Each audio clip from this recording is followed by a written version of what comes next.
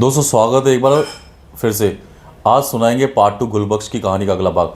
तो जैसा कि हमें पता है कि गुलबख्श की माँ फिर से काजी के घर पहुंची, और जब काजी की बेगम ने फिर देखा कि गुलबख्श की माँ आई है तो फिर पूछा कि यहाँ कैसे आना हुआ। गुलबख्श की माँ ने फिर से बोला कि मेरा बेटा आपकी बेटी से शादी करना चाहता है।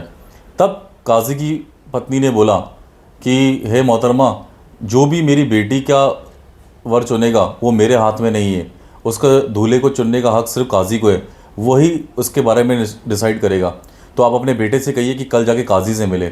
गुलबख्श की माँ घर पे आई, और जब गुलबख्श था वो बड़ी तेज़ी से अपनी माँ का इंतज़ार कर रहा था। बेसब्री के कारण जैसे उसकी माँ उससे पूछा कि हे माँ वहाँ पे क्या हुआ, तब उसकी अम्मी ने बोला कि कल तुम्हें काजी के दरबार में जाना है और उसके उनकी बेटी का हाथ मांगना है। गुलबख्श बड़ा खुश हो गया। अगले दिन वो बड़ा सज धज के वहाँ पहुँचा, और जब देखा काजी वहाँ पे सारे मुकदमे सुन रहे हैं, जब सारा काम ख़त्म हुआ तो काजी के पास पहुँचा। काजी ने उसको बड़े अदब से पूछा कि हे नौजवान, बोलो कि क्या काम है। तब गुलबख्श ने बोला कि मेरा नाम गुलबख्श है, और अपने बारे में बताया। तो काजी ने पूछा कि बोलो कैसे आना हुआ। तो गुलबख्श ने कहा कि मैं आपकी बेटी से शादी करना चाहता हूँ, निकाह करना चाहता हूँ। तो काजी ने उससे उसके परिवार के बारे में पूछा। सारी बात जानने के बाद काजी ने कहा कि मैं तुम्हारी अपनी बेटी की शादी तुमसे कर दूंगा, लेकिन मेरी एक शर्त है। गुलबख्श ने पूछा कि क्या शर्त है। तब काजी ने कहा कि अगर तुम मुझे एक ऐसी कहानी लाके दो, उस आदमी की कहानी जो अखरोट बेचता है और अखरोट बेचने के बदले में अपने मुंह पर एक थप्पड़ खाता है, तो मैं तुम्हें अगर मेरी शर्त को पूरा कर दो और ये कहानी ला दो तो मैं अपनी बेटी की शादी तुमसे कर दूंगा। गुलबख्श ने कहा ठीक है, और ये कह के गुलबख्श बाहर आ गया।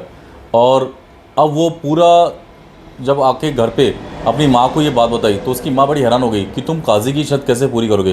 तो उसने कहा कोई बात नहीं, कहीं मुसाफिर खानों में ऐसी कई कहानियाँ किस्से सुनता रहता हूँ, तो मैं इस कहानी के बारे में पता कर लूँगा।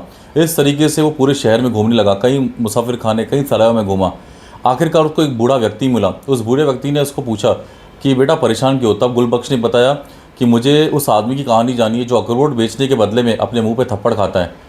तब उन्होंने बोला कि ये कहानी तुम्हें यहाँ नहीं मिलेगी, इस कहानी के लिए तुम्हें मिस्र जाना पड़ेगा, वहाँ भी ऐसी शख्सियत है। और ये कह के उन्होंने उसे मिस्र का पता बता दिया। अब गुलबख्श अपने घर पे आया और माँ को बोला कि मुझे इस कहानी को जानने के लिए मिस्र जाना पड़ेगा। उसकी माँ ने कहा कि तू पागल हो गया है, तू कभी गली से बाहर नहीं निकला और मिस्र जाएगा। पर उसने कहा नहीं, मेरा निश्चय अटल है और मुझे वहाँ मिस्र जाके कहानी पता करनी है। इसके बाद उसने मिस्र जाने की तैयारी की। आगे क्या होता है बताऊँगा अगले पार्ट में। तब तक जुड़े रहिए हमारे साथ। Thank you.